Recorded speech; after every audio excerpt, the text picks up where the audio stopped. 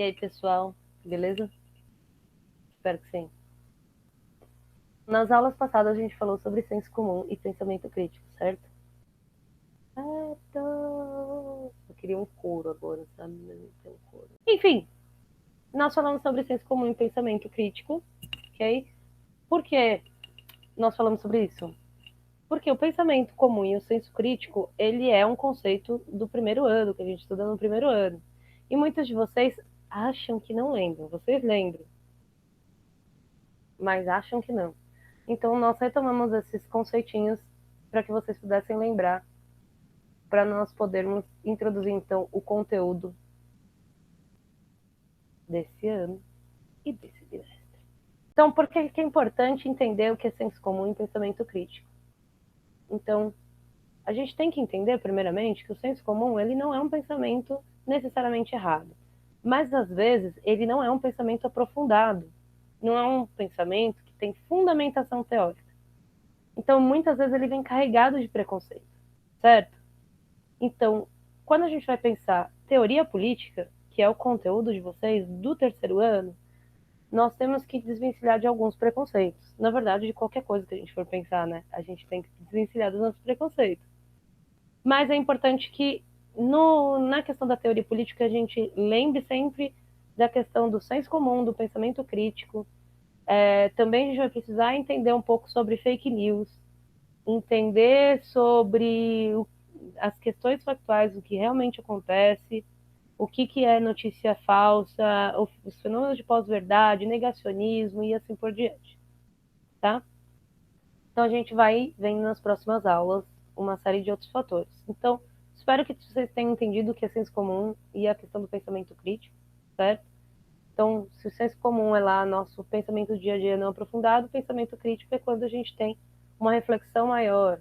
Então, seja pela racionalidade, seja pela metodologia científica, certo? Mas a gente tenta entender o que acontece por detrás do senso comum. Então, a gente tenta aprofundar o senso comum. E algumas vezes desmistificar, né? Como eu falei, às vezes pode estar certo, às vezes pode estar errado o senso comum. Então, quando ele está certo, a gente tenta aprofundar e explicar por que ele está certo. E quando ele está errado, a gente vai desmistificar aquele pensamento senso comum. Tá bom? Dessa forma, então, a gente entra no conteúdo do terceiro ano. Então, como eu falei para vocês, o conteúdo do terceiro ano é teoria política. E não necessariamente a gente vai falar de um candidato ou de algum político em específico e etc. E sim de teoria política, certo? Ciências políticas. Então, entender conceitos políticos, entender a estrutura política, como que a política se organiza e assim por diante, ok? Então, eu coloquei um texto para vocês aí embaixo, falando algumas questõezinhas, tá? Vocês leiam o texto e se não entender alguma coisa, depois vocês conversem comigo. É importante entender, então, primeiramente, que a gente está falando muito especificamente da cidadania brasileira, tá? A gente está falando da cidadania contemporânea, então, a cidadania nos dias atuais, e na cidadania brasileira. Então, por quê? A cidadania ela é um conceito histórico. Então, se vocês forem pesquisar sobre cidadania, vocês vão ver que vai aparecer cidadania grega, cidadania romana, cidadania entre os hebreus e uma série de outras cidadanias ao longo da história. E ela se modifica ao longo da história, tá? Ela não é sempre a mesma coisa, como se pudesse dizer, chamar de coisa, né? Ela vai se modificando, porque as necessidades humanas são diferentes, o pensamento humano é diferente, então a cidadania ela tem a necessidade também de ir se transformando de acordo à necessidade histórica.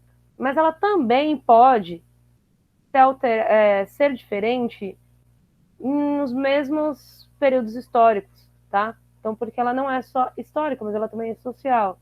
Então, hoje, a cidadania no Brasil ela é diferente da cidadania norte-americana, que é diferente da cidadania alemã e assim por diante, tá? Porque tanto ela é histórica, então ela vai modificando de acordo com as necessidades humanas, de acordo com os períodos históricos, mas ela também vai se adaptar de acordo à necessidade de determinada sociedade, determinada cultura. Então a gente vai pensar que a cidadania brasileira ela é um conjunto de direitos e deveres que a gente possui e que está escrito no que a gente chama de Constituição, que é onde está todas as nossas regras de como vai funcionar a sociedade brasileira. Esses direitos e deveres, eles são importantes para constituir a nossa sociedade. E cada direito contempla alguns aspectos da nossa vida. Então, para a aula de hoje, eu pedi para vocês realizarem uma pesquisa para entender esses direitos. Quais são esses direitos? Direitos civis, sociais, políticos e humanos. Então, vocês vão pesquisar esses 4 direitos e vão colocar nos campinhos aí embaixo que eu pedi para vocês. Eu fiz uma última pergunta, que é uma pergunta de reflexão pessoal.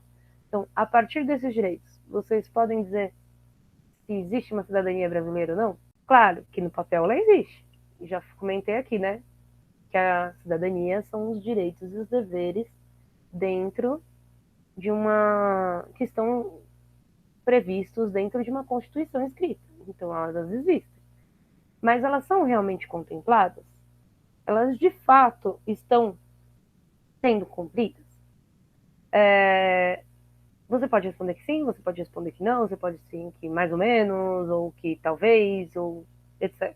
O importante é que você explique por que você acha que sim, o que não, o que talvez, ou que mais ou menos, e etc, etc. Beleza. Então tá bom, gente. Se você precisar de alguma coisa, é só me chamar.